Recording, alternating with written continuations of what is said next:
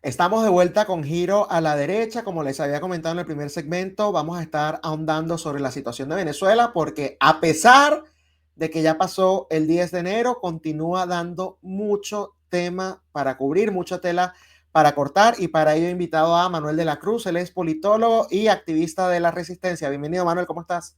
Muchísimas gracias, Esteban. Expectante, feliz dentro de la situación personal, pero sumamente preocupado por todo lo que está pasando en Venezuela. Bueno, también me siento feliz porque a nivel personal te esté yendo bien, ¿no? Pero evidentemente sí, lo de Venezuela nos tiene que generar muchísimos cuestionamientos, incluso autocrítica, ¿no? Respecto a cómo llegamos a esta situación. Antes de ahondar en el tema central de esta conversación, porque hay algo muy interesante y probablemente hasta descarado, lo podemos tildar algunos, ¿no? Em, yo quiero que en todo este contexto, Manuel, nos expliques a tu juicio qué pasó y a tu juicio qué puede pasar ahora. ¿Y ahora qué? La famosa frase ahí que voy a poner en el sitio. ¿Y ahora qué?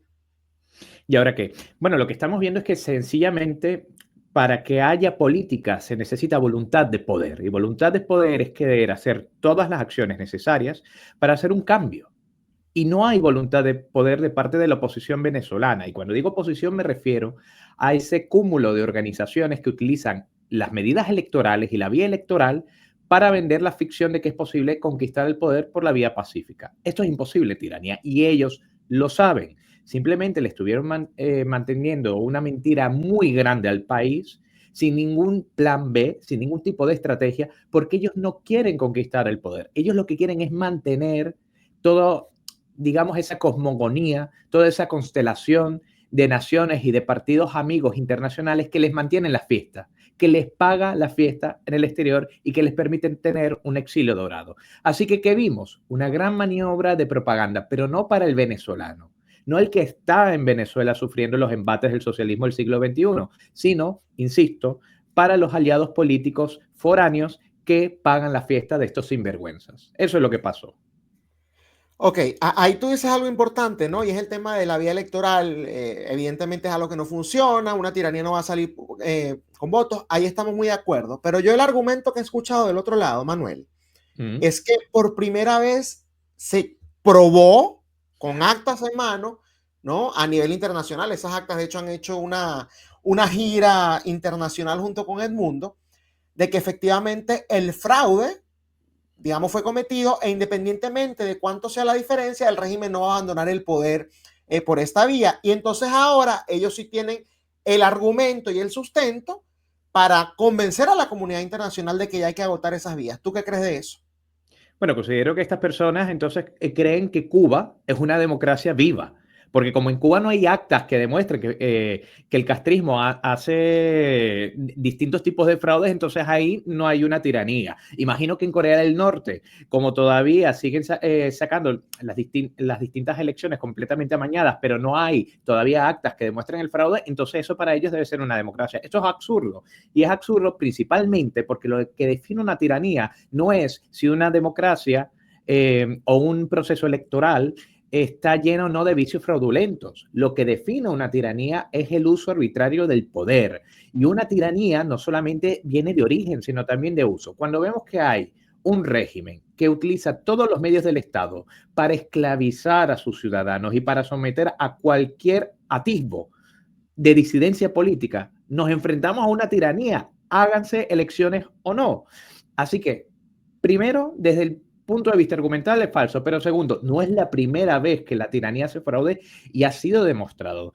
Tenemos matemáticos, politólogos, estadistas, tanto nacionales como internacionales, que han venido demostrando que hay fraude electoral, al menos desde el 2004, desde ese referéndum revocatorio, incluso desde antes más, si podemos ver algunos elementos como la ausencia de garantías democráticas o el enorme ventajismo que ha tenido el aparato de gobierno. Pero hay un tercer elemento que veo, Esteban, que no se dice en las distintas tertulias al respecto y es, ante la confesión de partes, relevo de pruebas. Si ya tenemos que Smartmatic, una de las empresas principales en arbitrar precisamente todo lo que ha sido el ejercicio de la elección vía digital, vía electrónica, ha admitido que se han prestado para el fraude electoral en Venezuela, ¿por qué demonios seguimos con esa cantaleta vencida?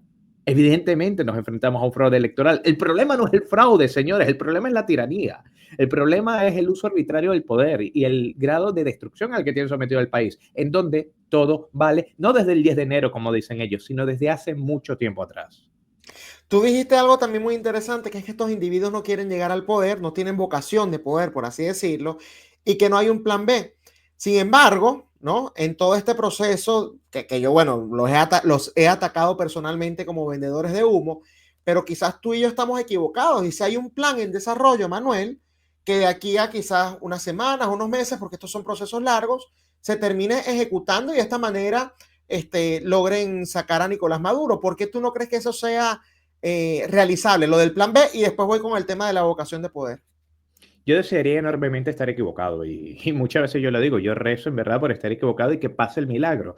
Sin embargo, hay muchos elementos por los cuales podemos ver que no hay ningún tipo de plan B. Y la principal forma de análisis, cuando no tenemos todos los elementos sobre la mesa, es la búsqueda de patrones. Y los patrones que yo veo son los mismos que se repitieron en su momento en el Yo siempre advenimiento del lo interinato. digo, perdón que te interrumpa, yo siempre lo digo, en estadística hay algo llamado regresión lineal, que Correcto. si tú no sabes, digamos, tú no puedes predecir el futuro, pero tú estudias patrones pasados, ves cómo se comportaron y allí medio puedes saber qué va a pasar. Entonces, no es una locura lo que estás diciendo, solo quería aclarar eso, la estadística tiene algo llamado regresión lineal que habla de lo que justamente está mencionando Manuel. Efectivamente, y es que la estadística es una de las herramientas que tenemos a nivel de análisis político para hacer eso. De hecho, uno de los padres de la ciencia política moderna, no contemporánea, sino moderna, fue Nicolás Maquiavelo, y él decía, ¿cuál es la forma en que yo puedo probar el futuro si no tengo los elementos? La historia.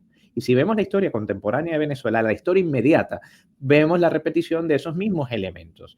Y lo que yo veo a continuación es que no se están haciendo esfuerzos extraordinarios por la libertad de Venezuela, sino que vemos la misma historieta que vimos cuando Juan Guaidó, pero de una forma incluso, si cabe dentro de todo esto el término, devaluada.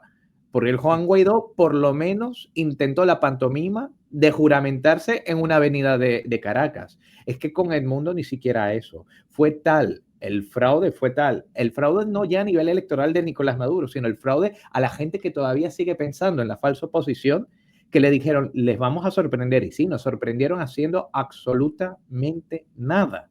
Así que un pecado que yo diría es capital es subestimar al enemigo. Y si sabemos que nos enfrentamos a una tiranía sangrienta, no puede ser elementos sorpresivos que utilicen baterías antiaéreas o que amartillen aviones por si acaso entra el mundo. No hay ningún tipo de preparación, desafortunadamente. Y si lo hubiese, y aquí voy a doblar la apuesta, y si lo hubiese, muchas personas de gran valía y de trayectoria moral que han estado en la resistencia desde el inicio, ya lo supieron, pero es que ninguna ha sido contactada.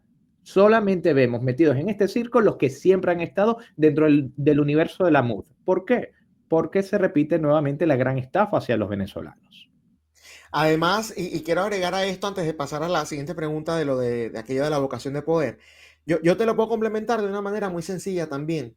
Y es el hecho de que en todo este tiempo, bueno, primero nos habían dicho que el 28 de julio, que había que llegar a eso, porque si cometían el fraude, el 29 ya estaba todo armado. No pasó nada el 29, más allá de la gente de manera voluntaria y espontánea saliendo a las calles, que lo que siempre digo, llegaron a una cuadra de Miraflores, eso no pasaba desde el año 2002, tumbaron las estatuas de Chávez, no hubo ningún tipo de dirigencia política, pero la gente en el ardor del momento, bueno, sí tomaron este tipo de iniciativas. Pero en todo ese proceso, desde el 29 de julio para acá, nos dijeron 10 de enero. Tuvieron 6 meses para prepararse, por lo que si el plan B existe, lo debieron haber aplicado el 10 de enero, la fecha que ellos mismos se pusieron. Entonces la gran pregunta es si existe, ¿por qué no lo aplicaron el 10 de enero? Es decir, o no existe o era un plan muy malo. El plan era, no, mira, con la intimidación vamos a hacer que Nicolás Maduro recule. Yo escuché, te lo digo, de esa información privilegiada que le llega a uno, que un general iba a dar un pronunciamiento. Yo he visto a ese general los tweets que pone ese tipo a cada rato y yo, bueno, pero ¿en qué cabeza cabe? Eso es como cuando dicen que Padrino se les iba a voltear el 28.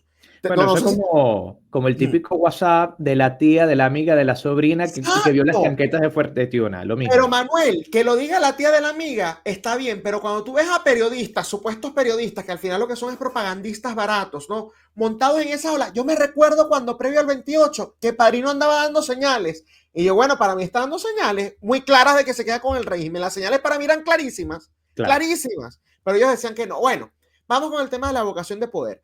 Tú dices que ellos no tienen vocación de poder, básicamente, palabras más, palabras menos, para parafrasear, ¿no? Lo que estás diciendo es que ellos no son oposición, que ellos realmente no están allí, sino cumpliendo el rol que les corresponde dentro del propio sistema.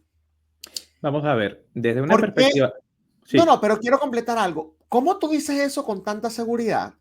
Cuando justamente hemos visto que, por ejemplo, Vente Venezuela, Voluntad Popular y bueno, toda esta gente han tenido muertos, detenidos, torturados, exiliados, etcétera. ¿No es irresponsable hacer esa acusación tan a la ligera, si se puede decir así?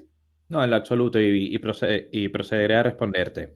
Lo primero hay que definir desde un punto de vista científico, o sea, dentro de la ciencia política, qué es oposición. Una oposición es aquel grupo de personas que a través de la vía electoral proponen un cambio de gobierno, siempre y cuando existan estas condiciones. En Venezuela no existen los elementos jurídicos ni políticos para que el cambio pueda realizarse de forma pacífica, por lo cual la vía de la oposición electoral tiene que estar completamente fuera de cualquier enfoque. Lo único que nos queda en ese entonces es o pactar con la tiranía y formar parte de ella a través de los regímenes de partido único o de partidos aliados, o por otro lado plantear la opción de la resistencia. La opción de la resistencia se refiere, aunque muchas veces la gente repite esa etiqueta, ese epíteto de resistencia sin saber muy bien qué significa. Resistencia significa resistencia a la autoridad no legítima. Y es una posición que es completamente válida cuando no hay una opción de orden electoral o de orden pacífica para la toma del poder. Si la oposición venezolana se sigue organizando en oposición, si siguen apelando a la vía electoral, es porque se saben imposibilitados de tomar la vía de la resistencia. ¿Y por qué se sienten imposibilitados? Por dos razones fundamentales.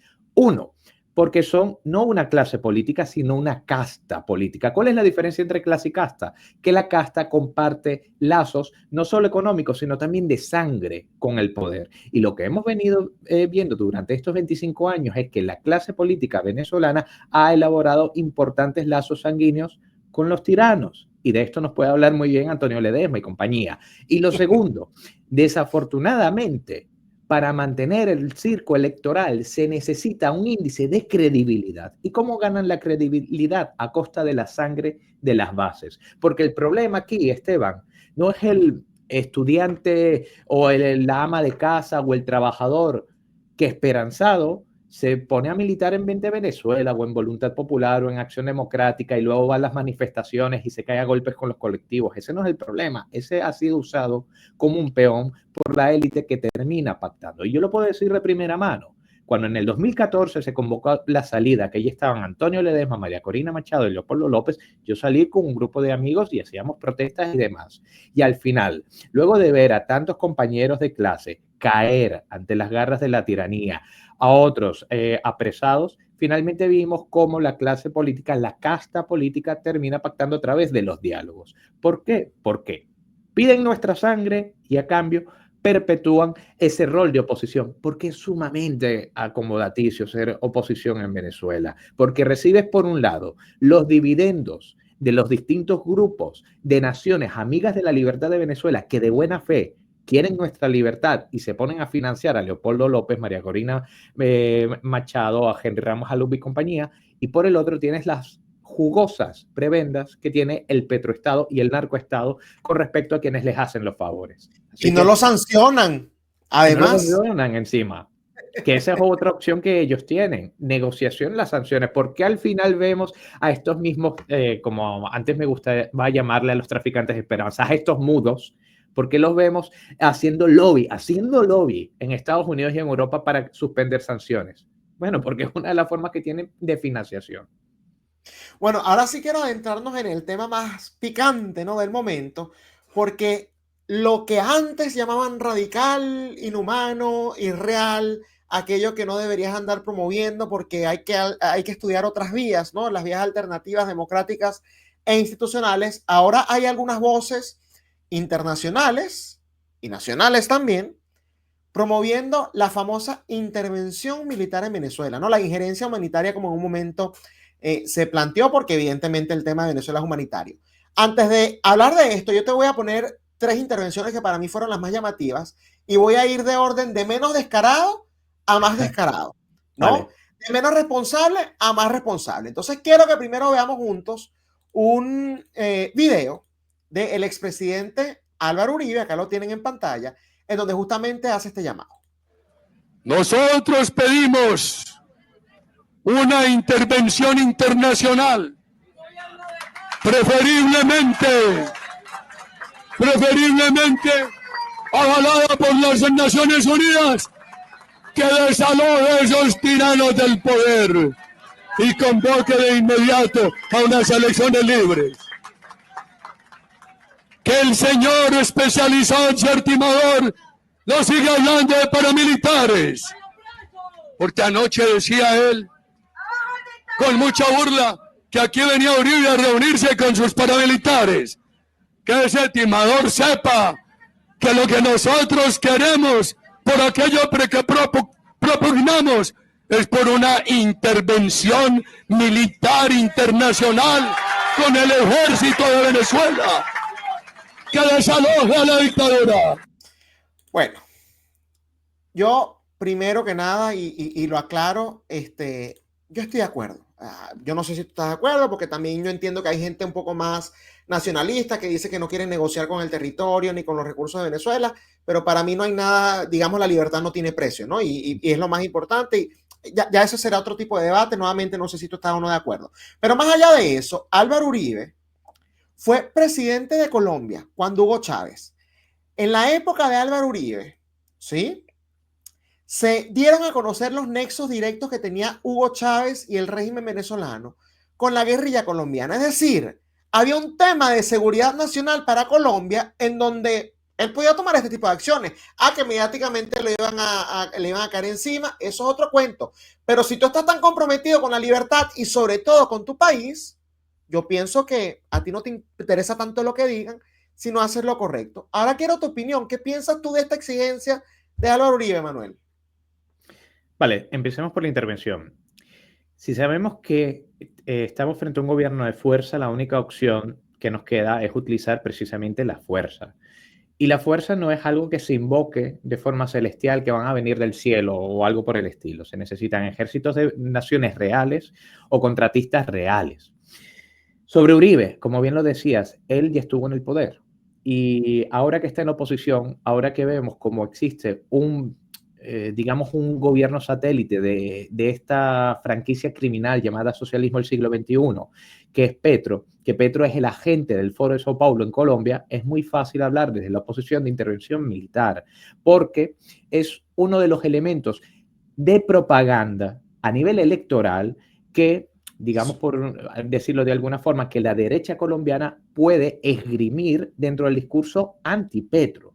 Pero no nos engañemos, Uribe lo está haciendo más bien como una bandera electoral, del mismo modo en que muchas veces vemos como distintos partidos de derechas en el resto del orbe le alzan la mano a algún opositor venezolano para tener una opción de peso o una opinión respetable en cuanto al ámbito venezolano. Pero es simplemente una bandera electoral, no veo más allá. Si hubiese una voluntad, de nuevo, una voluntad de poder, de querer cambiar el asunto, más que unas meras declaraciones, veríamos otra clase de acciones, cosa que no está pasando. Por ejemplo, vemos a los expresidentes de varias naciones hispanas reunirse con Edmundo González Urrutia para hablar de la transición electoral o de cómo posiblemente le acompañen si alguna vez se juramenta, pero no les veo en acciones reales planteando una intervención con nombre y apellido y con las empresas que pueden hacer esto o con los gobiernos que pueden facilitar esto. Así que para mí es solamente palabra y poco más. Y lo de los gobiernos es muy importante porque yo digo, mira, incluso si es Javier Milei, que es el loquito de la región y los loquitos son los que toman este tipo de acciones, ¿no? La gente no se ha puesto a pensar que todo lo que toma llegar de Argentina a Venezuela y que en esta oportunidad, ¿quién Lula le va a permitir que usen el territorio de Brasil?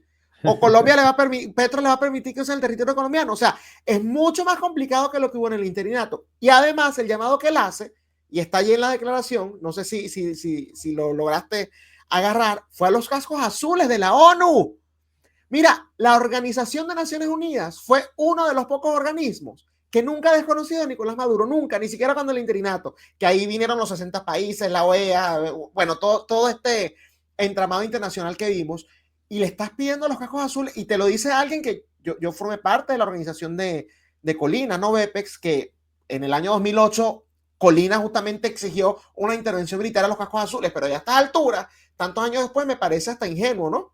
No, y además, Esteban, también la gente tiene que saber que los cascos azules, en sus intervenciones humanitarias, se disponen en la mayoría de los casos a tener zonas controladas para bajar el grado de antagonismo entre dos facciones en pugna. Es decir, si hablamos de cascos azules en Venezuela es porque ya habrá empezado en su momento una guerra civil en Venezuela, pero primero no.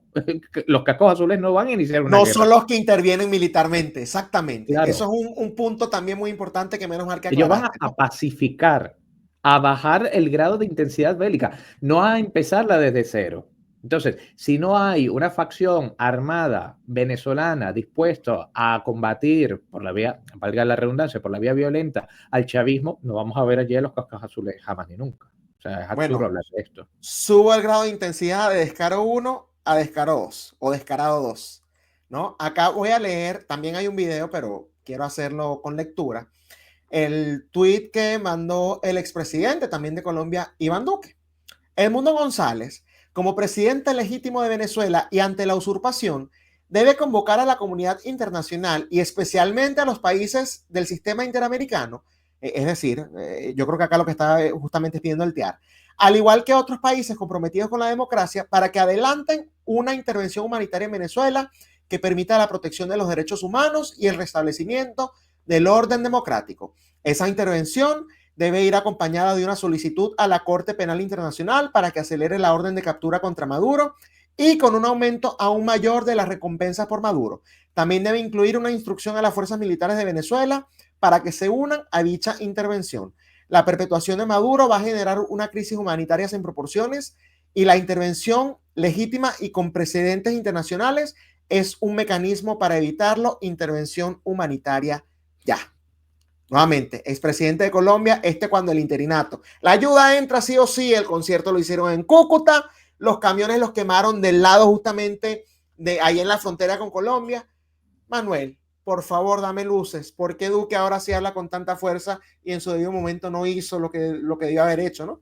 Esteban, aquí en España tienen una frase muy curiosa que es: a toro pasado todos son manolete. Y esto es lo que pasa. Ya estos expresidentes, luego de que ya no tienen ninguna opción de influir dentro de un punto bélico en este conflicto, ahí sí vamos a poner toda la carne en el asador.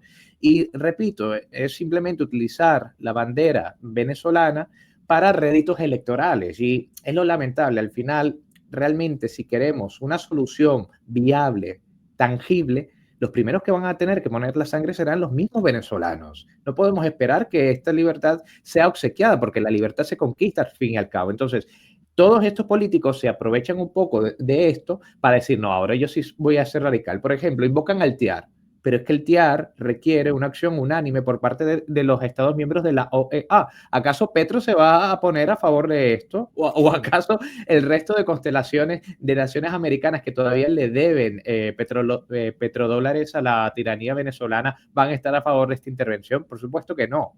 Es absurdo, insisto. Y aparte, el tema humanitario por sí no es suficiente para provocar la intervención de otro país o de otro conjunto de países. Eso hay que tenerlo clarísimo. Hay países que literalmente se están muriendo de hambre y no van a tener ningún tipo de intervención. La única forma, si vamos a apelar a la política exterior de un tercer estado en que podamos llamar la atención, es decir que Venezuela es un peligro a la seguridad continental.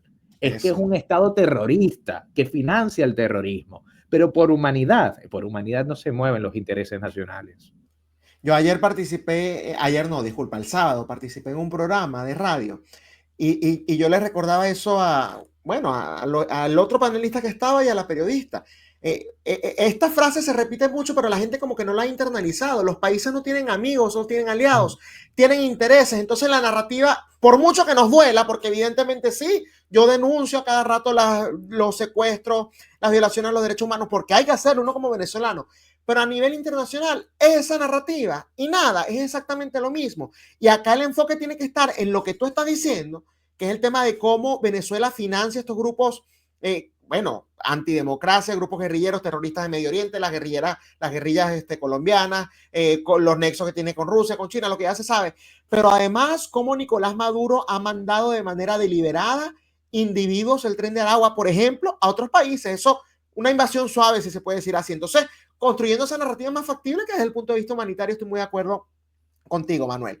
Y ahora quiero elevar el descaro del 1, pasamos al 2, ahora vamos a pasar al 100, ¿no? Porque este sí es verdad que no tiene sentido alguno. Y es Leopoldo López, que justamente a ese video que yo puse de Álvaro Uribe, pone, luego de recorrer todos los caminos, incluyendo ganar una elección con el 70% de los votos, hay que considerar seriamente esta propuesta. Me atrevo a decir que la inmensa mayoría de los venezolanos están de acuerdo. Todo el mundo sabe, cuando digo todo es todo el mundo sabe, que Juan Guaidó es la marioneta de Leopoldo López. Todo lo que hizo Leopoldo López, todo lo que hizo Juan Guaidó en el interinato fue con el visto bueno y con la autorización de Leopoldo López. Todo. Allí en Voluntad Popular no se mueve ni un lápiz sin el permiso de Leopoldo López, porque no, si no ese es el sitio del lápiz. Lamentablemente, nos gusta o no, es así. Y todos los reportes de gente que no necesariamente es muy amiga de Donald Trump, y algunos que sí, han dicho que Donald Trump quería intervenir, pero junto con otros actores, la CIA, que si el otro, aquello, Juan Guaidó no quería eso, nunca lo pidió y más bien habló en contra de eso. Yo quiero, en este caso no que me desluce, porque yo no necesito entender a este impresentable, pero cómo tú le explicas a la comunidad internacional, cómo tú le explicas a nuestra audiencia que un individuo que tuvo posición de poder para hacer esa exigencia no la hizo cuando justamente la tenía, y ahora sí, porque ahora es nadie. Bueno, es que Leopoldo López, eso es un nivel de descaro. Yo creo que rompió tu termómetro. Eso ya llega al nivel de Manuel Rosales. Es el descaro más absoluto.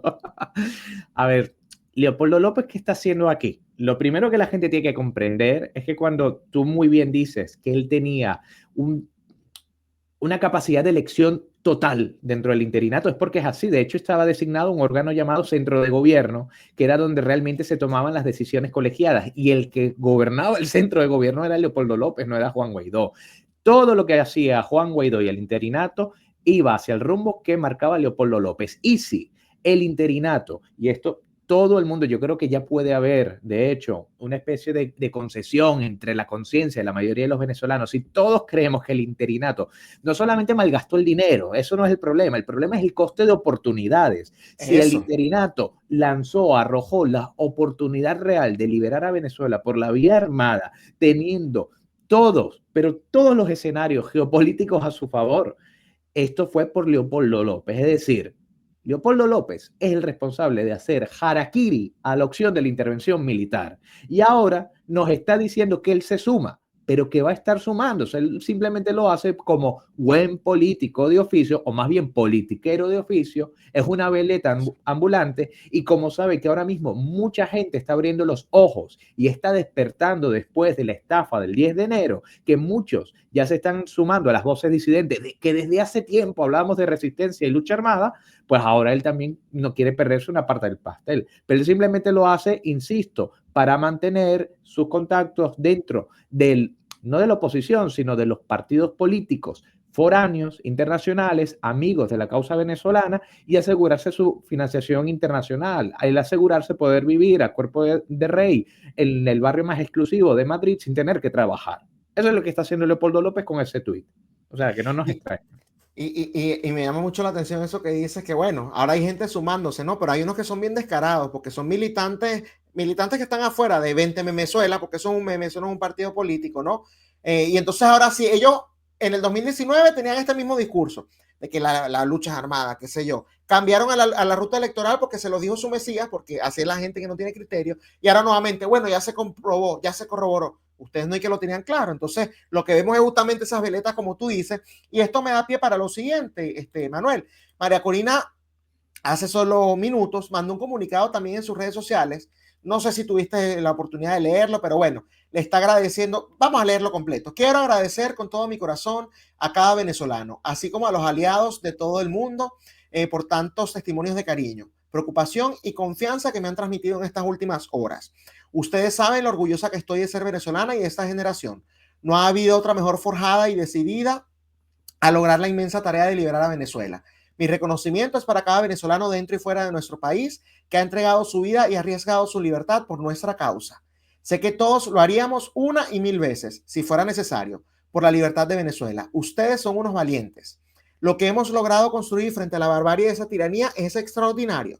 Nada ni nadie nos detendrá hasta lograr nuestro objetivo. Maduro y su cruel tiranía están completamente aislados y ellos lo saben. Los venezolanos y el mundo lo repudian como el criminal dictador que es, y eso no tiene vuelta atrás. Al régimen solo le queda amenazar y mentir. Los venezolanos somos valientes, no pendejos. Nosotros avanzamos hasta que se cumpla el mandato popular. Por Venezuela, todo. Gloria al bravo pueblo. Parte de la narrativa que ella ha impulsado, fíjate que ese es un comunicado, dijo mucho y no dijo nada, ¿no? Pero de la narrativa que ha impulsado, y es lo que rescato de allí, es que, entre otras cosas, Nicolás Maduro no va a poder gobernar un país en donde el 70% de las personas ya decidió ser libre. Y yo digo, caramba, pobre gente de Irán. Entonces todos los de Irán apoyan al régimen que los somete. Pobre gente de Corea del Norte. Yo juraba que la mayoría eran reprimidos. Según María Corina Machado, en esos países no. La mayoría de la gente apoya esos regímenes, ¿no? Y yo quiero que justamente analicemos eso, porque a mí esa narrativa, Maduro lo que le queda es mentir, lo que le queda es reprimir. Claro, así funcionan las tiranías. No puede gobernar con la mayoría en contra. Entonces, ¿qué es lo que ha venido haciendo todo este rato? O es que recientemente Maduro perdió a la gente. Yo pensaba que el chavismo lo había perdido hace rato, pero bueno, ese soy yo que quizás estoy en mi burbujita. Los militares también sufren como nosotros y bueno, cualquier cantidad de narrativas que han impulsado. ¿A ti esto te parece? A mí me parece irresponsable, Manuel. ¿Tú qué piensas de esto? A ver, me parece el colmo del descaro. Y yo creo que la poquísima credibilidad, o más bien el beneficio de la duda que muchos le habíamos otorgado a la figura de María Corina, lo ha terminado de dilapidar por completo con esta clase de comunicados. Lo primero es que, como bien dices, habla mucho pero dice poco. Ese mismo comunicado lo puede fechar en 2014, 2017, 2018, 2021, 2024 y más bien que lo guarde en un fichero de Word y lo saquen en el 2027 o 2030, porque este paso va a seguir con esto sin hacer absolutamente nada. Lo segundo, lo veníamos diciendo al inicio del programa, que me están diciendo que entonces Cuba vive una tiranía, pero porque los cubanos son masoquistas y están a favor del proceso castrista. Que en Corea del Norte son masoquistas y están a favor. No, señores, la tiranía, como su nombre lo indica, es un gobierno de fuerza. ¿Sabes qué pasa, Esteban? Que la gente no lee, que hay poca cultura política también entre aquellos que se hacen llamar oposición. ¿De dónde viene esto de la tiranía, de la dictadura, de la autocracia? Mira, para resumirlo en palabras muy simples, entre los distintos autores clásicos, uno de los más importantes que define formas de gobiernos puras e impuras es Polibio. Y Polibio te dice que cuando el gobierno lo ejerce un centro de poder, pero de forma benéfica, se habla de una monarquía, gobierno de uno. Pero cuando este centro de poder, que tiene todo el poder, se corrompe y gobierna solamente para sí mismo y para los suyos, se vuelve un tirano. Etimológicamente significa fuerza, tira. Entonces, la tiranía, al ser un gobierno de fuerza, le da completamente igual el interés general, sea mayoritario o minoritario. Puede tener perfectamente al 99,9% de la población en contra. Quien tiene las armas y por lo tanto el poder es el tirano. Punto. Ya está. Y ante el garrote, frente a una ciudadanía desarmada, no hay nada que hacer.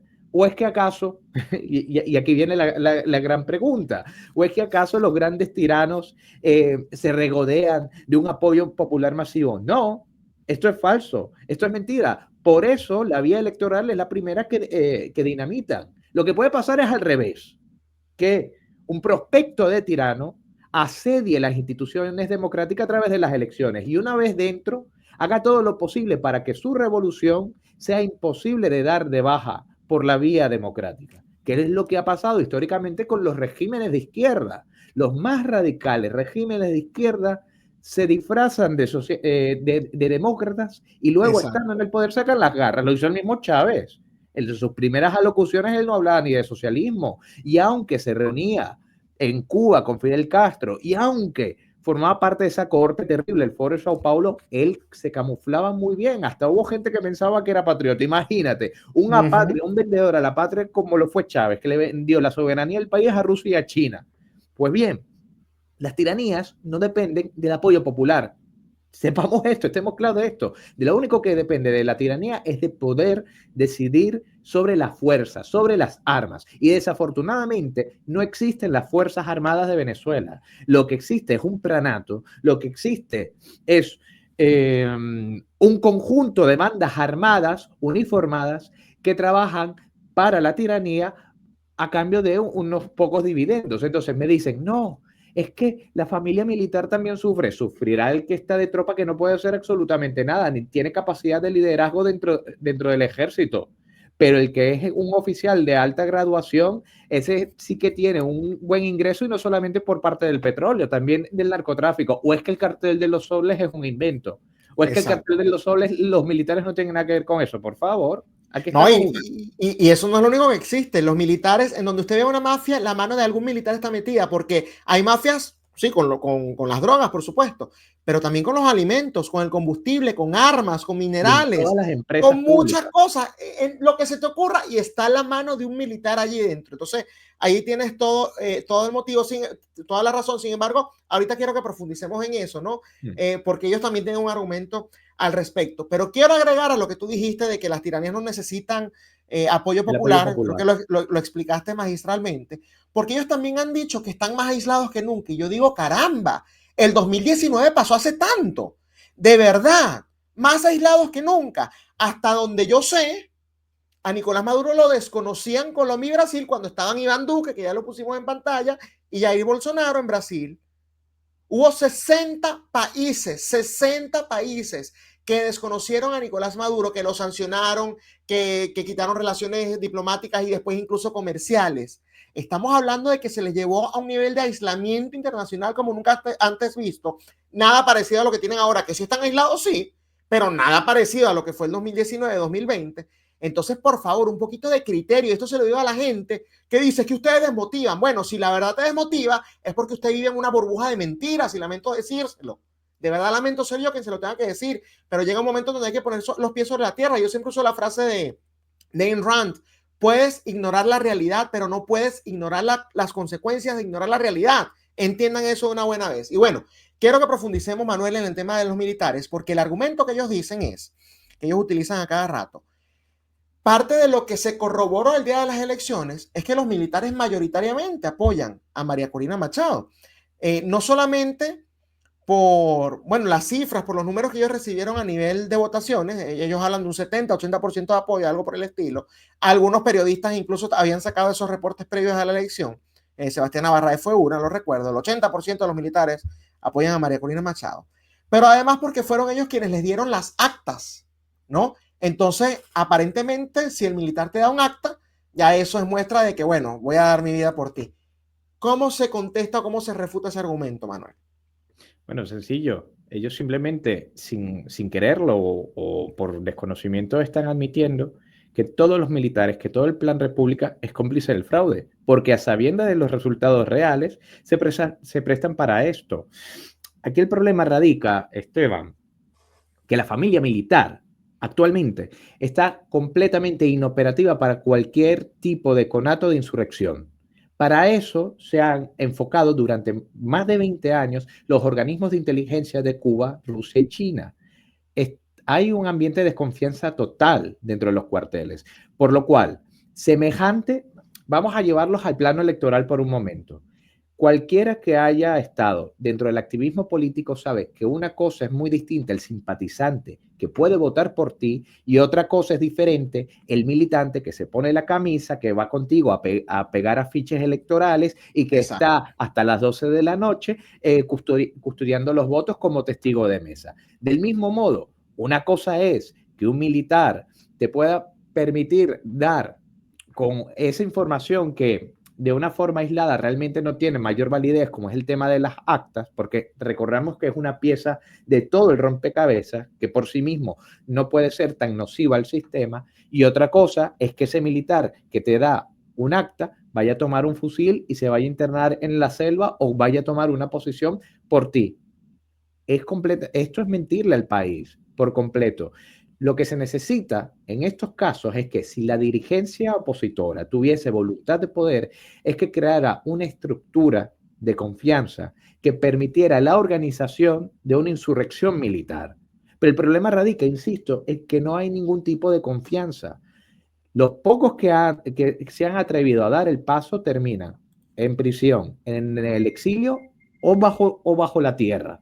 Y de hecho, es tan pernicioso el asunto que el chavismo sabe que el único talón de Aquiles que puede tener es precisamente las armas. Por eso es que a los militares son el centro de toda la represión. Y no es mentira. Lo vimos, por ejemplo, a Ronald Ojeda. La represión ha llegado hasta el punto que trasciende las fronteras y utilizan los organismos de inteligencia de la tiranía para perseguir a la disidencia militar frontera afuera.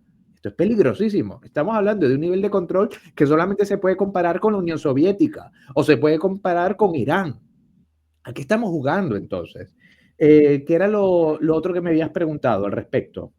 No, te estaba preguntando, esa fue la pregunta, de los militares, ellos argumentan de que tienen a la mayoría de los militares de su lado. Entonces, realmente da igual el número de militares a nivel de tropa o incluso de oficiales de graduación mediana que puedan tener, porque ellos están completamente inoperativos para poder organizarse, porque están controlados por comisarios políticos dentro de los cuarteles y no hay una estructura real que se preste a la labor, como le dicen ellos mismos, como le dicen los chavistas, de conspirar contra esta tiranía, de organizarse contra esta tiranía. Y realmente el alto mando militar, que son los generales y hay todos aquellos que tienen la potestad de poder dirigir no solamente tropas, sino también maquinaria, el almirantazgo con el tema de los buques de guerra, en el ejército con el tema de los tanques y las tanquetas y vehículos tácticos, en el tema de la aviación. ¿Quiénes tienen esa potestad? Pues todos son parte del cartel de los soles. Todos están metidos en esa terrible red de complicidad absoluta, que es otra de las definiciones que se nos olvida. Cuando hablamos de sociedad de cómplices, no significa que todos sean cómplices de un crimen y nada más. Significa que en el momento que uno intente romper con esa sociedad, el resto va a exponer cuáles son los crímenes para que caiga, antes de que caiga la estructura. Así que todos, absolutamente todos, tienen los tobillos vendidos, por no decir otra cosa. Y ya para ir finalizando con esto último que estás mencionando, es bastante preocupante, porque estoy muy de acuerdo, tengo que decir, pero es preocupante. Al final, entonces, ¿qué alternativas quedan? Porque si la vía es armada, pero los militares están en ese entramado que tú dices, la comunidad internacional no está en condiciones de generar esta intervención. Tú mismo lo explicaste, el contexto geopolítico nunca estuvo tan favorable como en el 2019. En estos momentos no están esas condiciones. Entonces, ¿qué queda? ¿Le damos a Maduro 6 años más, 10, 12? ¿Nos cruzamos de brazos? ¿O cómo se puede armar esa intervención que venga por parte de los venezolanos? Porque ya con los militares no contamos, dicho por ti mismo. Bueno, yo me quedo con una frase que es: mientras más enemigo, más honor. Y yo creo que la gente no debería perder sus esperanzas cuando empezamos a hablar de la realidad, sino más bien tenerlo como un motor de motivación para decir, vaya, ante este escenario tan adverso, es que nos toca hacer mucho. Y sí, nos toca hacer mucho. Dentro de una perspectiva geopolítica, cuando Guaidó no teníamos a Trump, no tenían el gran problema con Brasil, no había la guerra entre Ucrania y Rusia, por lo cual todavía había un margen en caso de que se podía desestabilizar los precios. Y la de Israel tampoco. Ahora ya no lo tenemos, no teníamos el problema montado entre Israel y Palestina, al menos en el nivel de intensidad que hay ahora con Hamas. Exacto. Entonces, ¿qué es lo que deberíamos hacer nosotros? Lo primero, la verdad nos hará libres. Tenemos que, al menos los que estamos fuera, los que tenemos margen de acción real, porque dentro de una perspectiva muy realista, el que está en Venezuela está en una cárcel. O sea, el que está en Venezuela está en una cárcel. Los que estamos afuera tenemos que presentar la imagen verdadera de lo que sucede en Venezuela a los aliados. Todos esos gobiernos aliados de la libertad de Venezuela, que los hay, personas que realmente están comprometidos por una cuestión filosófica o de ética con la libertad de Venezuela, como por ejemplo Giorgia Meloni, como Javier Milei, como Donald Trump, hay que reunirse con estas personas y hay que hacer lobby, pero demostrando que la vía no es electoral, porque es muy fácil para las naciones del mundo decir, pues yo doy dinero y que me desentiendo de esto, que ellos intenten ganar elecciones. No, no, no. Hay que demostrar que la vía no es electoral. Una vez tengamos esto claro, tenemos que ver ejemplos históricos. ¿Qué ejemplos históricos podemos tener a mano? Uno muy, muy sencillo. La contra Nicaragua. O sea, lo tenemos aquí mismo. La contra Nicaragua, que fue el esfuerzo por parte de la ciudadanía de oponerse a Daniel Ortega por la vía armada. Y se logró en su momento. Que luego eso devino en un gobierno democrático que terminó traicionando lo que se había construido es otra cosa. Pero la vía armada se logró. Otro ejemplo de lucha, pues tenemos el Euromaidán del 2014 en Ucrania. Previo a todo lo que está pasando hoy en día, se crearon las condiciones para una protesta que luego se armó hasta el punto que se logró quitar de encima a ese temible gobernante prorruso, Yanukovych, creo que es que se pronuncia. No recuerdo, creo que sí, pero sí, no recuerdo. Pero el punto es que se logró quitar de él del camino. ¿Qué es lo que tocaría en Venezuela? No es sencillo, pero hay que apostar por esta alternativa. Primero, escoger un punto, un centro de poder del cual hacer algún cambio. Colombia está descartada, evidentemente. Brasil, pues tienen a Lula, queda República Dominicana, queda Grenada, queda Trinidad y Tobago, quedan las Islas ABC, en fin. Hay que buscar gente fuera de Venezuela con conocimientos militares y policiales que esté dispuesto a hacer lo que hay que hacer. Y con el apoyo de estos gobiernos aliados o de estos partidos aliados, de estos movimientos aliados, ir creando grupos capaces de prestarse a la labor de un ejército de liberación nacional. Pero esta forma de combate asimétrico requiere del apoyo de contratistas militares de verdad, no un crowdfunding para que venga un fulano sin ningún tipo de autorización por parte de Estados Unidos a hacer esto. Ninguna, y esto hay que dejarlo claro, ninguna compañía, ninguna empresa militar de seguridad privada se va a mover sin previa autorización del Congreso de los Estados Unidos de América. Gracias que lo estás diciendo, muchas gracias. Por lo cual, es fundamental, es elemento sine qua non que para que se logre este apoyo de ejércitos privados, primero se haga causa bipartidista en Estados Unidos una salida armada. Y eso nadie lo está haciendo. Absolutamente nadie lo está haciendo, porque hoy nos vienen con la mentira de que la causa de la libertad es bipartidista, pero por la vía democrática y pactada. Ese es el problema que tenemos. Cuando cambiemos ese paradigma, podemos permitirnos el lujo de tener la aprobación por parte, en el caso de Estados Unidos, del Congreso y luego del Pentágono, de ir a alguna de las empresas militares que todavía existen, porque por cierto, la gente sigue hablando de Eric Prince y Blackwater, como que si Eric Prince todavía fuese dueño de Blackwater. Blackwater no existe. Ojo, noticia. Eric Prince se dedicó luego al teatro de operaciones en África con otras compañías, pero todavía hay posibilidades. De modo que, para resumirlo un poco y no terminar como estos traficantes de esperanzas que hablan mucho pero dicen poco. 1. Defender la verdad en todos los parlamentos de Occidente. La salida es armada. 2.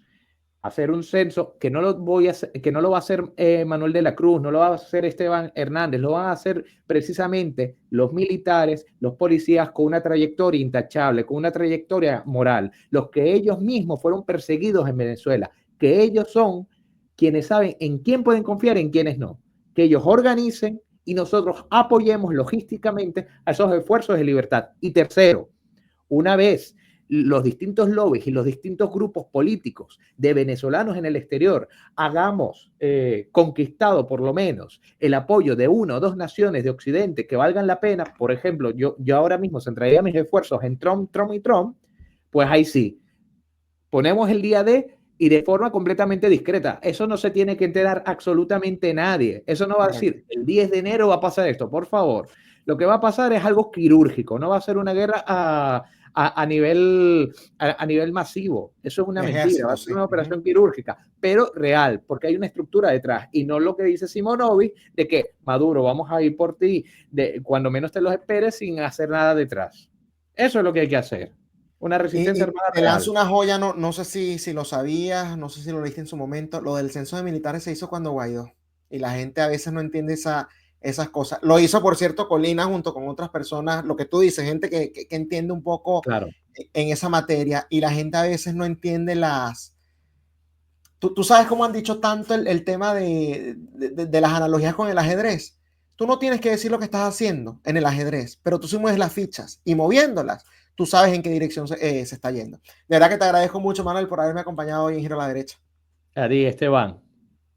Bueno, muchas gracias. Era Manuel de la Cruz, politólogo, justamente comentándonos sobre, bueno, el contexto político que se vive actualmente en Venezuela y además la respuesta a la famosa pregunta, ¿y tú qué propones? Ahí lo dijo al final. Eso se llama realismo, señoras y señores. Esto ha sido todo por hoy en Giro a la Derecha con Esteban Hernández, pero nos vemos nuevamente el día de mañana por esta misma plataforma que es Contrapoder 3.0, el canal de la derecha en YouTube. Hasta mañana.